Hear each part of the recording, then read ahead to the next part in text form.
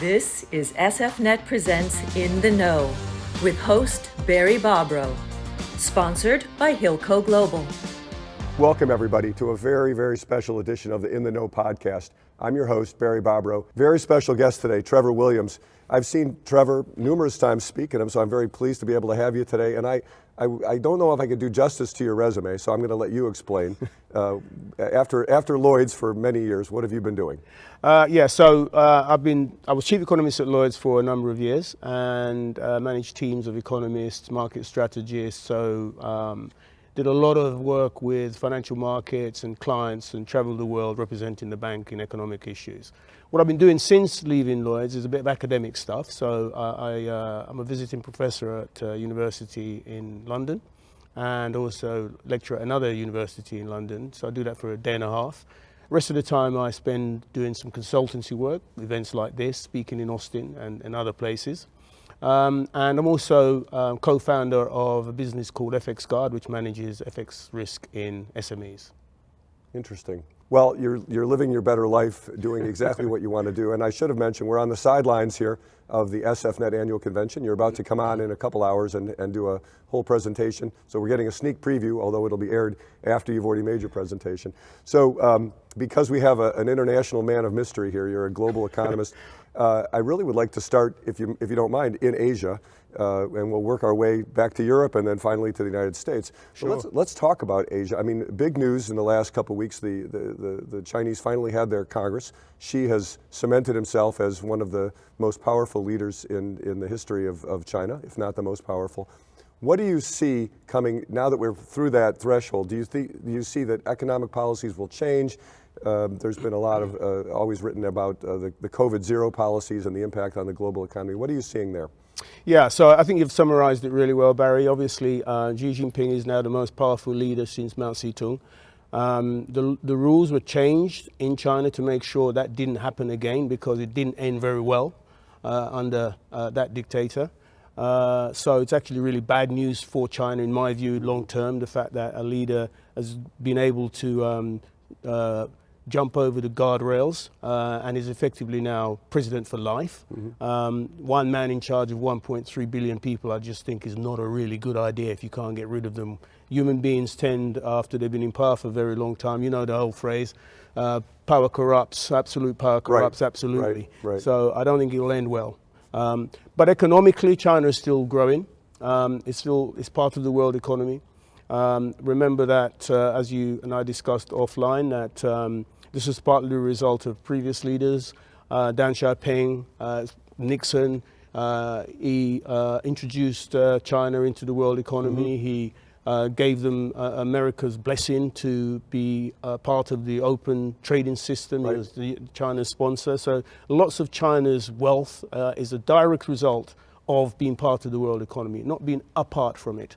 So it isn't about China being able to dominate the world economy, it's about China taking its place in the world economy. But now you have an autocratic leader.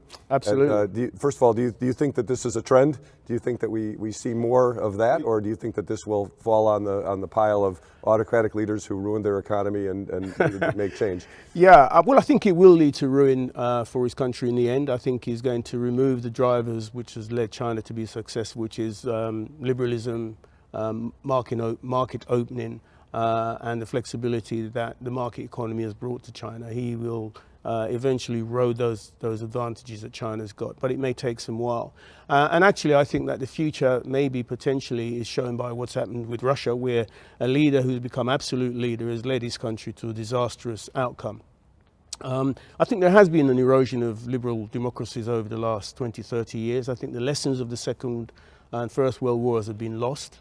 Memories are fading. Mm-hmm. About why you need liberal democracies. And there is a rise of autocracies in countries all over the world. And I think that he's not alone in that trend. And as I said, it's partly because the lessons of why you need liberal democracies have been lost. People have become used to just the way things are, thinking that it just happened without mm-hmm. all of the struggles which led to the global institutions that were set up to prevent war, to prevent strife, to raise living standards. So I think that we're at risk of your forgetting forecast those is lessons. that the policies being pursued in China in the short term and maybe in the longer term will result in a different trajectory for the Chinese economy. Yeah, I think it'll lead to a less successful China in the long term. I think short term, the advantages that they've got have been the world's manufacturing center, the hub of so many key technologies and key market for the goods that many countries are exporting to them and make there as well, by the way, and export more cheaply to their own economies, making their own populations better off because they're getting goods cheaper, which means that they have more spending power to purchase goods locally. Right. So everybody benefits from globalization, and that's the point. The substitution, the ability to move out of that is it takes time, right? It can't. Yeah, so they've got these built-in advantages that he can erode over time, but it will take time for it to become evident. So you mentioned his zero COVID policy, for example. The Sinovacs, unproven, no independent research has said how effective it is, which may be why they are still showing as many outbreaks as they are. On the other hand, people are voting with their feet in China, aren't they? If they feel that there's been an outbreak, people tend to flee the factories that they're in, for example, leave the areas that they're in to get away from the lockdowns. And the lockdowns are damaging not just China, but they damage the world economy because it's interrupting the recovery cycle and disrupting supply chains, which are so important at the moment. Well, I think there was some optimism that once he got through the Congress and got the third term, that he would then move to change the COVID policies because of the economic impact. Do you think that happens anytime soon? Well, I think the problem with being a dictator or at least, a ruler for life is that you can't show signs of weakness because your internal opponents will take it maybe as a sign that you're losing your grip. So I think that they always struggle to change policies, right? That's the inflexibility in those kind of systems. So I think he will reluctantly move to it when he chooses the time that he feels will show that he's doing something which is his decision, not someone else's decision. And I don't know when that will be, but clearly lockdowns are just damaging both China's economy and disrupting everybody else's as well. Everyone else as well that's involved in trade with China. Okay, so let's from that hotspot, let's move towards Europe. Let's talk about the war and the impact that it's having. And I guess you're the economist. I mean, let's talk about energy and the impact that's having on the European economies. Yeah. So look, let's be clear about one thing. It's a war in Ukraine. So the war is taking place in Europe, sure, but it isn't war across Europe.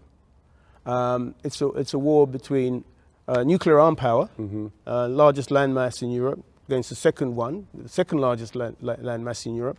One is a big producer of energy, the other is a big producer of commodities and fertilizers, which also goes around the world. And so it's led to huge global implications, and it's pushed up food prices and energy prices, and it's given the world an inflation surge.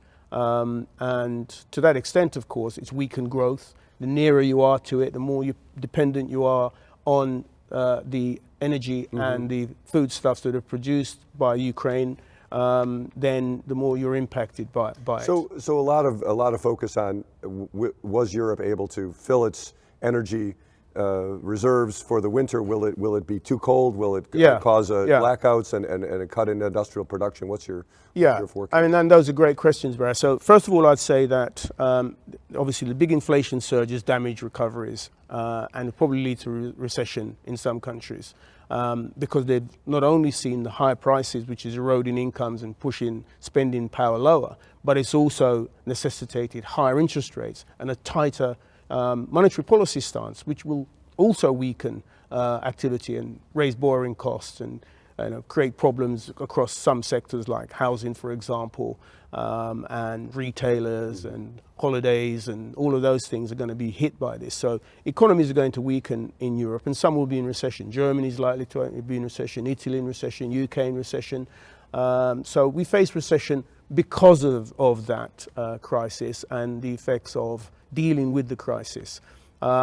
Now, to the extent that energy security and we've got enough to keep the lights on during the winter months, I think we have. I think deals have been struck with the US, for example, to supply liquefied It is remarkable natural how gas. fungible energy turns out to be. That you've got portable liquid gas terminals. Yeah, you freeze it, and then you unfreeze it, and so you can. The storage facilities in Europe where they have storage facilities are full.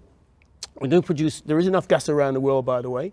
So that's part of the good news, But gas is also coming from from the Middle East, and gas coming out of Angola as well. So there's enough gas in the world.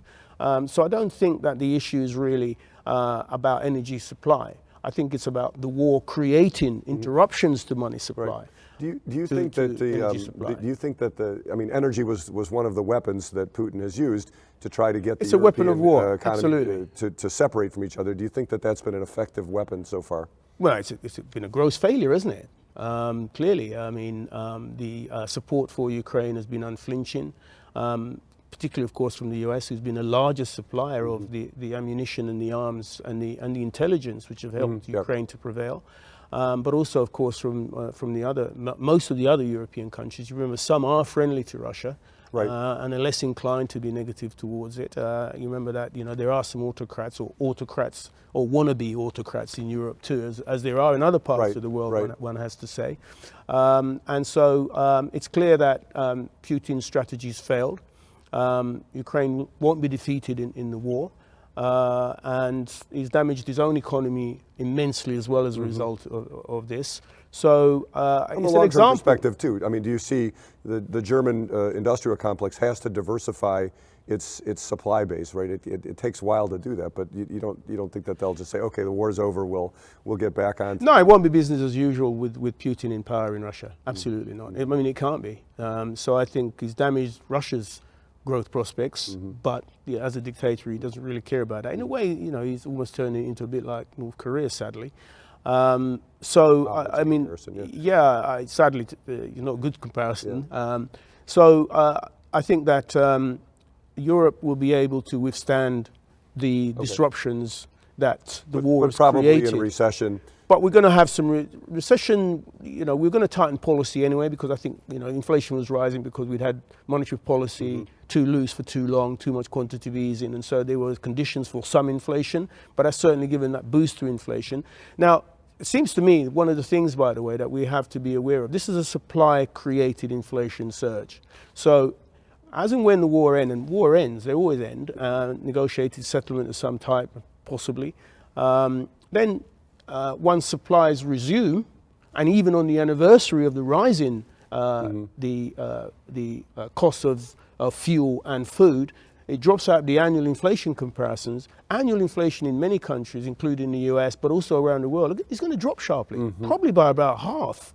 So I think that this worry about inflation becoming embedded in long term, in my opinion, is simply wrong. You're actually forecasting a bit of a deflationary, once the war ends and once we get past the immediate causes, we could have a deflationary cycle. I think we're going to have a period, I think probably not deflation. I don't think we're going to have falling prices. I think we're going to have lower inflation, so prices will increase sharply at a sharply lower pace. And then we still need to keep policy a bit tight to ensure that inflation is squeezed out of the system.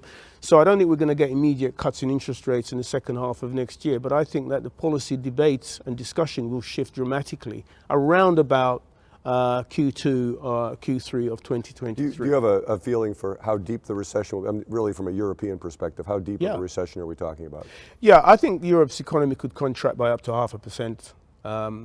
That's not a lot. Yeah, well, this is the point, right? Yeah. I mean, look, this is a shallow recession. This is not a deep recession. As I said, it's a supply-induced downturn, and the policy responds to that. So this isn't a demand shock. This isn't a financial crisis a la 2008-9. This is not what this is. This isn't a pandemic type shock either. Right. So it won't be a pandemic type thing. It won't be a 2008-9 thing. It won't even be a 1990 type thing. So I do think that we're going to have a shallow recession in most countries, but there'll be a couple of countries where it could be a bit deeper than that. I think it'll be a bit deeper in Italy, for example, and it might be a bit deeper than that in the UK as well. We could, Yeah, before we get to the US, let's go to the UK and, give us, you had 3 prime ministers in less than a month. I guess, Rishi Sunak is now firmly seated. It seems like we're not going to have a fourth anytime soon. But what's your take on is the political system, before we get to the economics, is the political system functioning or not functioning? It's functioning beautifully, right? The leader of the party with the most seats in Parliament becomes Prime Minister. So the Conservative Party, which has the most seats in the UK Parliament, after an election in 2019, she elected Boris Johnson. He got ousted by his party, so he's no longer leader of the party, so he can't be Prime Minister. And replaced by one person, who then got ousted, 39 days later. And then, we've got a new one. Very long. Yeah, so 38, shortest ever. What was the mistake that she made that led to such a quick turn? Too much too soon.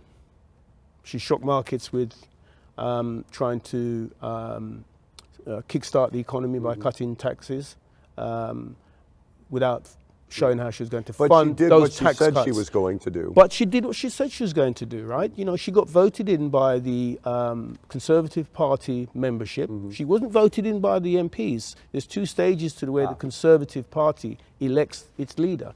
On one hand, they've got to have enough support from MPs to make it to a short list. And then that short list of two is then given to the party membership of the Conservative Party, and then they choose of those two who they want to become party leader. So Sunak actually had the support of most of the MPs, more support from MPs than Liz Truss, but she had most support from the party membership, so she became PM. So was it a bad read on the impact of the economic policy? Because that's how she got in. She said what she was going to do. You blame the party membership of the Conservative Party. 167,000 people in a population of 67 million. So now Rishi Sunak comes in, and immediately you have a change in trajectory, a change in direction of interest rates in the UK.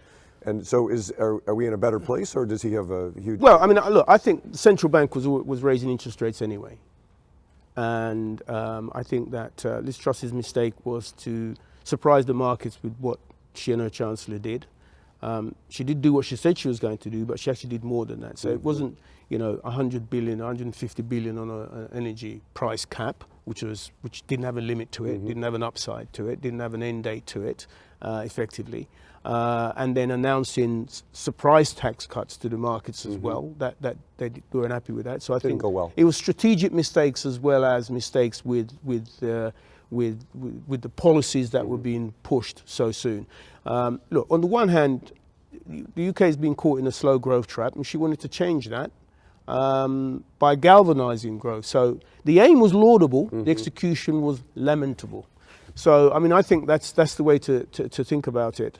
Now, Sunak has come in and he's pleased the markets by the new Chancellor, Jeremy Hunt, has obviously rescinded most, if not all, by the way, but the vast majority of the tax changes that Liz Truss made.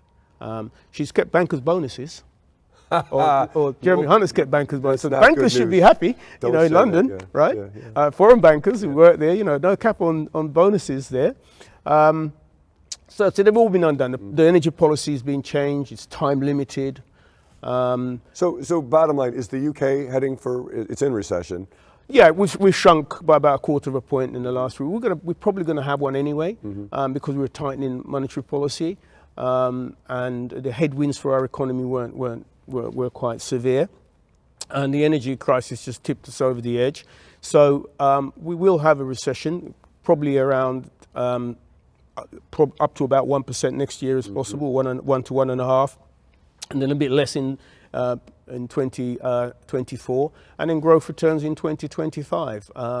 So I think it'd be a shallow recession spread over maybe 6 to 8 quarters. It's funny.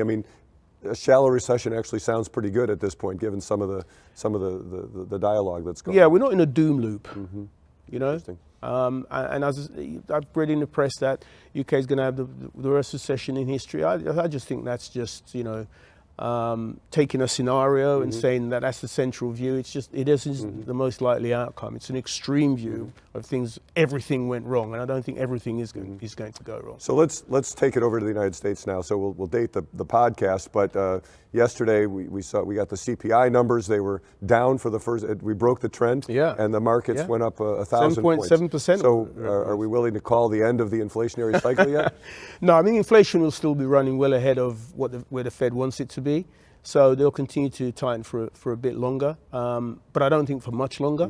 And the reason I think that is because monetary policy has got a long lag. So it takes 2 years for the full effects of a tightening or relaxation in monetary policy to fully impact the economy. So what they do now will have an effect in the economy in 2024. So they need to be wary of doing too much now and the negative impacts it will have later on. And as I said earlier, this is a supply side shock created by the war in Ukraine. Right. And so to the extent that the supply side shock recedes, as I think it will next year, then they shouldn't overdo what they do now. But the U.S. is insulated from the extreme energy shock absolutely. that Europe has because we have our own. So it's partly insulated anyway, yeah. And it actually benefits from higher global energy prices. That's right. Right, you know, right. they're selling Europe liquefied natural gas at vastly higher prices than a year ago. You know, soya and wheat exports probably up too because you're not getting them from Ukraine, so you're getting them from U.S. agribusinesses. So. You know, it's not all bad news. I think obviously the reason why rates have to tighten in the US is because inflation is higher. It was rising. It was partly because policy quantitative easing was too aggressive during the pandemic period, and they should have tightened earlier, as should other central banks in the world. But, you know, hindsight's a wonderful thing. And if only I could use it to forecast, I'd get it right all the time. Exactly. But what makes it so challenging to forecast here is that we're talking about recession or potential recession in the United States with historic low unemployment. And so, you know, how do you reconcile those two things? Yeah, I mean, this is one of the interesting things that are going on in the world. So what we've been talking about really so far is some cyclical trends. Apart from when we're talking about dictators and how long they may go on for, so we talked about some structural things in the rise of autocracies and so forth. But I think that the macroeconomics we've talked about, the higher inflation as a result of QE, higher inflation as a result of the war in Ukraine and the pushing up of feud, those are cyclical things. They'll begin to reconcile themselves over the coming 18 months. And I think inflation will come off and monetary policy would have been past its peak in that period. But there's some long-term stuff going on in the world as well. You know, demographic change is taking place. Some countries, the world population is gone past peak aging or peak population growth, and it's now beginning to age. Right. And so what you have is a rise in the number of people that are joining what we call the savings cohort, right? And so that's on the one hand, which we'll talk maybe a bit about in a minute. But to the point about the numbers of people that an economy has, some countries are short of workers because their population is aging and their economy is growing fast enough to use up all of the talents that they have within. Would be a good example. Great example, fastest aging economy, Germany aging fast, many Eastern European countries aging fast, including Hungary, for example, which is the most anti-foreigner country that you've got in Europe, which is a paradox when they're going to need people, and so they're going to have to accept, does their economy shrink or do they change some political position? Well, that's where I'm trying to go. I mean, right? do we have a chronic labor shortage in the United States? Yeah. And that's at odds with the migration policy, right? So something will have to give at some point, you know, and the politics, I presume, will have to give. You accept lower growth and higher pay, but and the 2-to-1 ratio that there is between jobs and people looking for jobs that there is in the US, right? It's a great example of this. It seems unsustainable.